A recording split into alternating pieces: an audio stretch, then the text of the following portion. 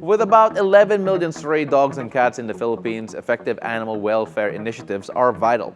Changing weather patterns heighten the need to protect these vulnerable animals and ensure that they receive the proper care.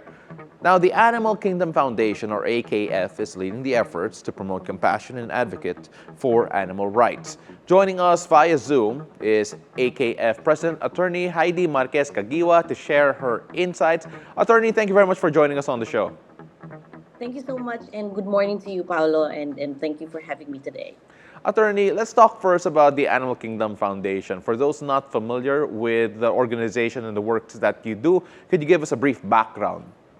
Animal Kingdom Foundation is a nonprofit organization. We aim to promote animal welfare in the Philippines. We are known for our staunch campaign for the dog against the dog meat trade, Mhm. and we also help disaster in during disasters in terms of disaster responses. We also are around for the farm animal welfare, so we help and educate people, the students, the young generation to have responsibility and compassion for animals. Well, Attorney, we are a weather show, so let's talk about how the weather is affecting your efforts and, of course, why you have to advocate for animals during the changing weather conditions. The first thing that comes to my mind, po, is whenever there's a typhoon, we always see calls to rescue animals that are not set free during these adverse weather conditions. Can you tell us a bit more about the work that you do with regards to the changing weather and animal welfare? We always remind the public that because there's always like weather forecasts just like what you do, we always remind them to be ready, to be prepared in terms in times of emergencies, inclement weather, to make sure that they will not leave their pets behind, and to make sure that they be released in terms of real emergency, and there's so that they will be able to also help themselves and to free themselves, because most animals die because they're caged, they're tethered, and they cannot help themselves during floods. Hence, we always remind them, please do not leave your pets behind. We always have to make sure that they will be freed in case that you have to also evacuate. Attorney, we've also experienced periods of extreme heat, prolonged heat, especially in the metro areas. Is that something also that we probably are not paying as much attention to, because a lot of the attention is, of course, the response with regards to rising floodwaters and caged animals? Yes, it's also important during summertime, during the high temperature season or times in the Philippines, that we also make sure and we show them how to leave water in special areas in the street, so that the stray animals, most especially, would have water to drink, that they be hydrated. So we would have model canisters or even just simple bowls, and encourage people to also leave clean water for the street animals to be hydrated during summer or extreme weather condition. Attorney, one of the great successes of the AKF has actually been its campaign against the dog meat trade. Of course, it's still an ongoing fight. I'm sure a lot of people might say, oh, that's part of the culture, the actual use of dog meat. But then, can you tell us a bit about yung mga gains ninyo in regards to fighting yung dog meat trade? We really have a very successful campaign to reduce the dog meat trade in the Philippines. And right now, we're all, other than, of course, reducing the trade and reducing the dogs that has been a victim of the dog meat trade. We are also educating the people and putting out messages out in the barangay, especially in areas where there is dog meat trade presence.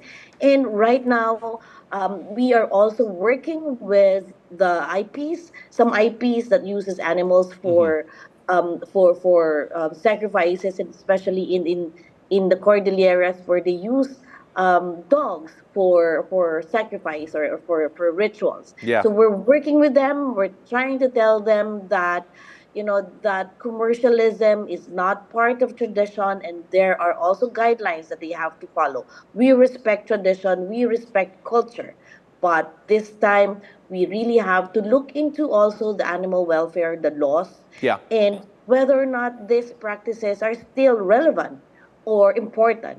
So we're working on that with them, and we just very happy that there are issuances already issued by the Bureau of Animal Industry, the DILG, to help us foster and communicate animal welfare in the communities. Yeah, you mentioned the laws a while ago po. Can you tell us a bit more about yung partnership ninyo with the government agencies, the relevant government agencies, and of course, how important is yung partnership na yun to ensuring that your fight against animal cruelty is continues to be effective?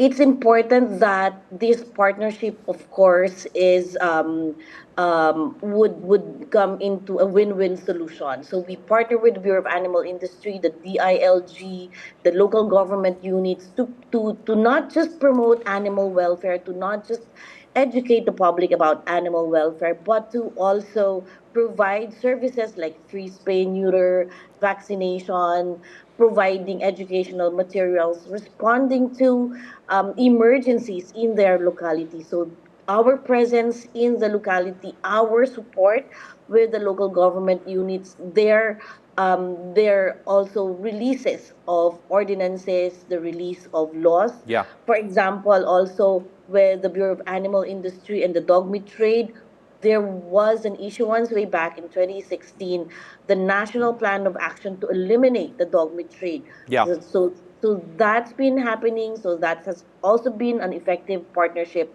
It's a multi-sectoral, multi-agency partnership, because animal welfare for us is not just our responsibility. It's a village. It takes a village to promote animal welfare and to protect the animals. And hence the government agencies has their role, and we are just very happy that they're very supportive as well. Attorney, we're running out of time, and of course, I have a lot more questions. I wanted to ask more about the fish trade, and of course, animal welfare for that, and of course, the for those egg-bearing fowl as well. But of course, for those who want to help out and who want to know more about AKF and the upcoming initiatives that you'll have to continue to advocate for animal welfare, how can people reach out to you? How can they contribute to this effort? We appeal to the public for people to help and support Animal Kingdom Foundation in its work to improve animal welfare in the country. They can help by checking on our website, AKF Animal Rescue, in our Facebook and Instagram pages. They can help by sharing our messages. They can also help by donating in kind or in cash, and also help by fostering adopting animals from our rescue center. There's a lot of ways to help, but the very first thing that you can help, the public can help, is to please be responsible pet owners, to be compassionate and loving to them.